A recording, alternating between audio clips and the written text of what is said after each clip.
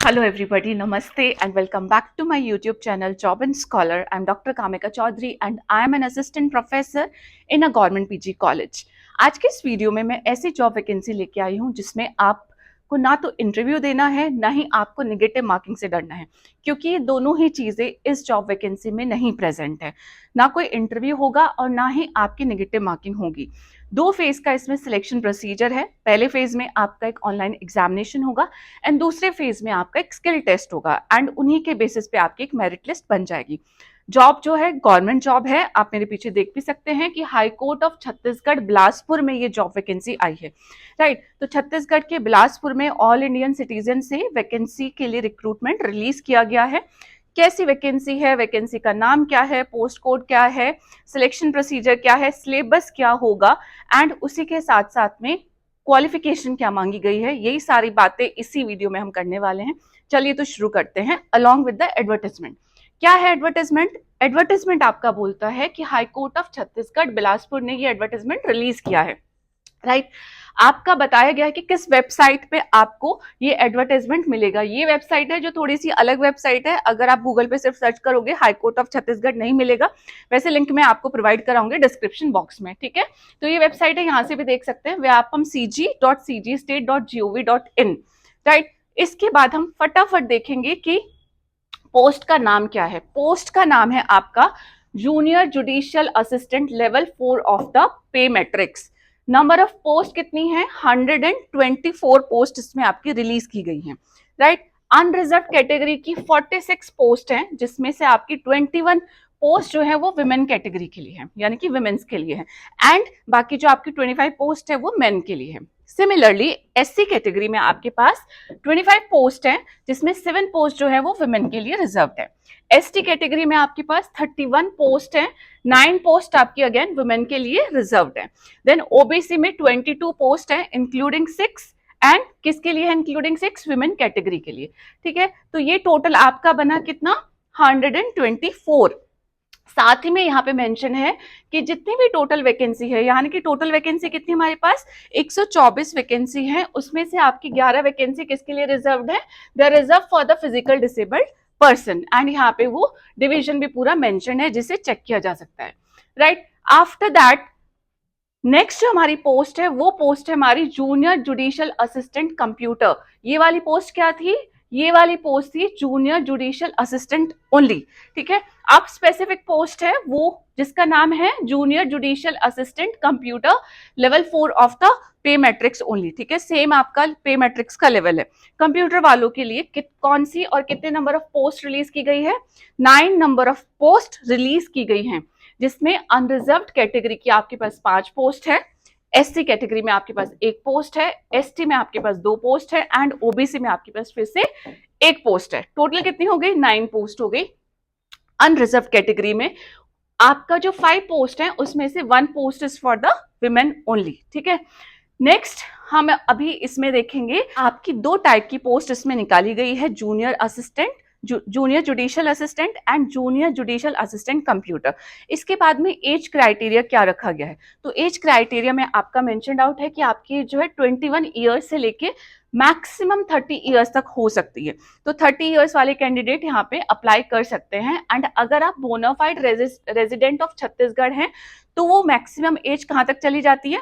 40 साल तक चली जाती है। ठीक है, अगर आप 40 ईयर्स के भी हैं तभी भी आप छत्तीसगढ़ हाईकोर्ट में काम कर सकते हैं। एंड किस डेट को आपको एज कैलकुलेट करनी है? 1/1/2025, यानी कि 1 जनवरी 2025 को आपकी जितनी एज थी वो इस क्राइटेरिया में फॉल इन होनी चाहिए। राइट, आफ्टर दैट जो लोग भी रिजर्वेशन का फायदा या रिजर्वेशन का यूज करना चाहते हैं उन सभी लोगों को, उन सबके पास में क्या होने चाहिए? रिजर्वेशन के सर्टिफिकेट ऑब्वियसली प्रेजेंट होने चाहिए, एंड रिजर्वेशन उन्हीं लोगों को मिलेगा जो छत्तीसगढ़ स्टेट के बोनाफाइड सिटीजन होंगे। ठीक है, तो छत्तीसगढ़ स्टेट वालों के लिए यहाँ पे रिजर्वेशन भी प्रेजेंट है। बाकी अगर कोई दिव्यांग कैटेगरी से बिलोंग करते हैं तो यहाँ पे मेंशन है कि सारे जितने भी रिजर्वेशन आपके पास है उन सबको लगा के आपकी मैक्सिमम एज 45 ईयर से ज्यादा नहीं होनी चाहिए। ठीक है, तो ये हमने अपना एज के बारे में डिस्कस कर लिया है।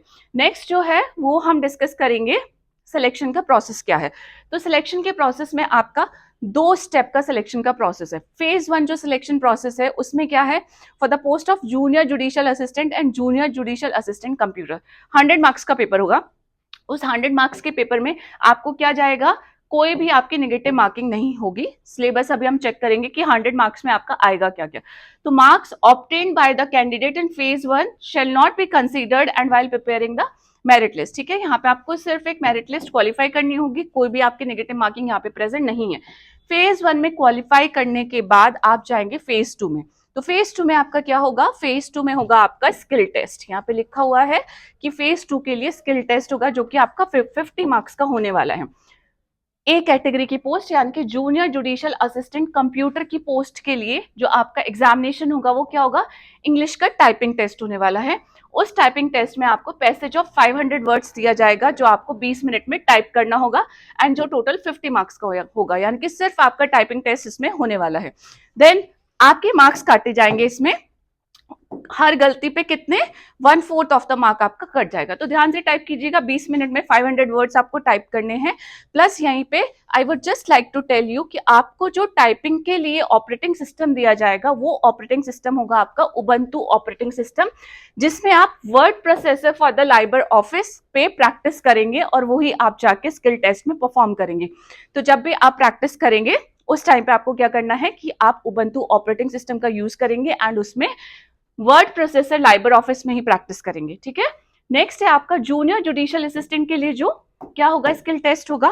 वो आपका 25 मार्क्स का होने वाला है इसमें इंग्लिश का टेस्ट एंड 25 मार्क्स का इसमें होने वाला है आपका हिंदी का टाइपिंग टेस्ट। यानी कि आपको इंग्लिश की टाइपिंग करनी है, उसके बाद आपको हिंदी की टाइपिंग करनी है। इंग्लिश में 300 words in 10 minutes and Hindi में आपको 250 words in the 10 minutes type करने हैं। फिर से आपके जो मार्क्स है 1/4 मार्क्स इसमें आपके डिडक्ट हो जाएंगे। ठीक है, जब आप ये टाइपिंग टेस्ट या स्किल टेस्ट को क्या कर लेंगे, क्वालिफाई कर लेंगे, उसके बाद फाइनल एक लिस्ट बनाई जाएगी एंड उसके बाद आपका कोई भी इंटरव्यू कंडक्ट नहीं कराया जाएगा। क्या होगा उसके बाद, सीधे आपका डॉक्यूमेंट वेरिफिकेशन होगा एंड आपको एक अपॉइंटमेंट लेटर दे दिया जाएगा। तो यहीं पे एक बार, क्योंकि हम सिलेक्शन प्रोसीजर की बात कर रहे हैं, तो विल चेक कि आपका जो है सिलेबस में क्या क्या प्रेजेंट होगा। तो जितना मुझे याद है उतना मैं बता देती हूँ। बाकी पीडीएफ का जो लिंक होगा ना, जो स्पेशल सिलेबस के लिए पीडीएफ बनी है, उसमें आपका लिंक जो है डिस्क्रिप्शन बॉक्स में मैं ऑब्वियसली प्रेजेंट करा दूंगी।